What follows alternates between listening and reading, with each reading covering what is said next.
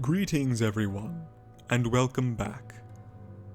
Today we shall continue our series on Samurai and Bushido poetry. While many of today's death poems come to us as the final moments of samurai, a number are the final expressions of Zen monks and haiku poets on the verge of death. It will always be important for us to look to the meditations of noble warriors, as what they speak of in their moments nearest to death reveal what was most important in life. Yet, nobility is not the providence of the warrior class alone, and the noble spirit extends to all who wish to have a moral heart and cultivate enlightenment. For those of you who are new to the channel, it is our ambition here to explore the code of chivalry and similarly noble creeds through poetry, both recent and archaic, as this is how we can truly understand the virtues of the past and use them to shape ourselves, helping to build a better world. If you wish to read today's pieces for yourself, you can find them linked in the description. But now, relax and take heart, for this poetry is the stuff of chivalry. Hojo Ujimasa. Life from 1538 to 1590 AD.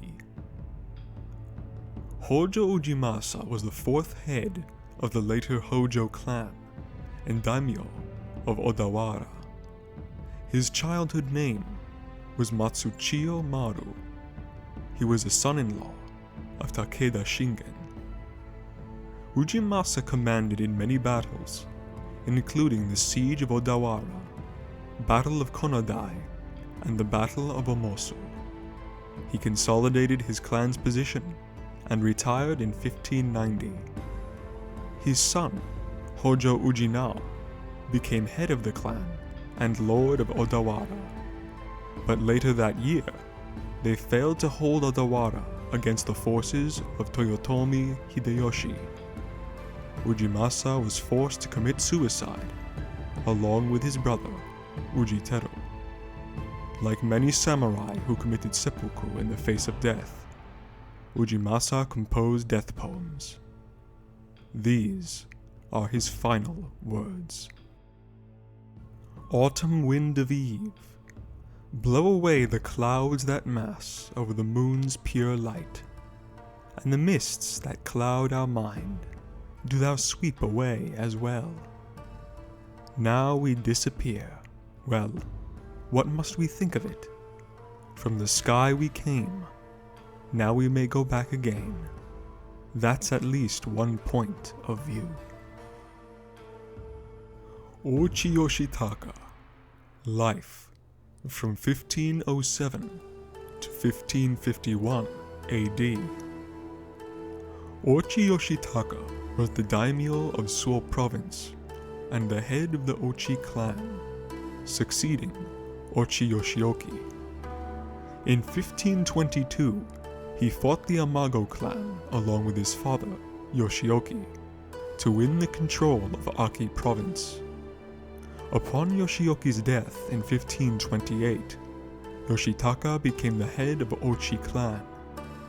After a major revolt, Yoshitaka was forced to perform seppuku at the Tenei-ji temple in Nagato province. These are his final words. Both the victor and the vanquished are but drops of dew, but bolts of lightning. Thus should we view the world. Shiaku Niudo. Life during 1333 AD. Little is known about this samurai, but these are his final words. Holding forth this sword, I cut vacuity in twain. In the midst of the great fire, a stream of refreshing breeze. Takemata Hideshige. We do not know the lifetime of this samurai. After being defeated by Shibata Katsui, he wrote these final words. Shall Ashura subdue a man like me? I shall be born again, and then I'll cut the head off Katsui. Even in the face of death, he vowed his vengeance. Tokugawa Ieyasu, life from 1542 to 1616 AD. Tokugawa Ieyasu was the founder and first shogun of the Tokugawa shogunate of Japan, which ruled Japan from the Battle of Sekigahara in 1600 until the Meiji Restoration in 1868. He was one of the three great unifiers of Japan, along with his former lord Oda Nobunaga and Toyotomi Hideyoshi. These are his final words. Whether one passes on or remains is all the same.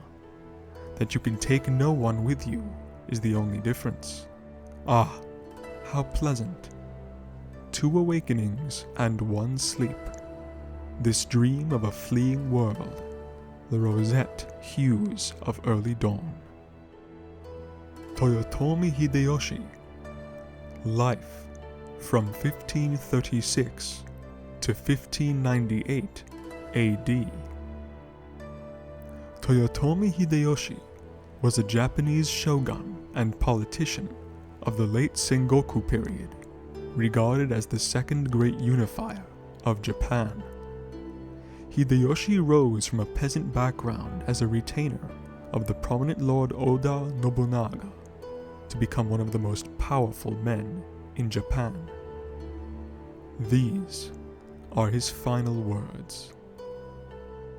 My life came like dew, disappears like dew.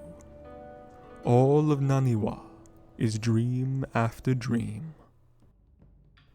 Basui Tokusho, life from 1327 to 1387 AD. When Basui was about 31 years of age, he heard the running of water in a brook and was enlightened. Thereafter, he spent most of his days in a hut in the mountains. In spite of his longing for solitude, Basui did not turn his back on the simple people, but taught them Zen in words they could understand. Just before his death, Basui turned to the crowd that had gathered around and gave these final words, repeating them in a loud voice as he died. Look straight ahead. What's there? If you see it as it is, you will never err. Daido Ichi, life from 1292 to 1370 AD. Daido Ichi was a Japanese monk, poet, and artist. He was abbot of the Tofukoji Monastery in Kyoto, founded by Eni Binnen. These are his final words. A tune of non-being filling the void, spring sun, snow whiteness, bright clouds, clear wind. Dairin Soto, life from 1480 to 1568 AD. Dairin Soto was the 90th abbot of Daitokuji Temple in Kyoto and founder of Nanshuji Temple in Sakai. These are his final words. My whole life long I've sharpened my sword, and now, face to face with death, I unsheath it, and lo, the blade is broken. Alas. I hope you have enjoyed today's video, and have learned something from this reading on samurai death poetry. If you wish to hear more, please like our videos and subscribe to our channel. Peace be with you. Until next time, we speak of chivalry and poetry.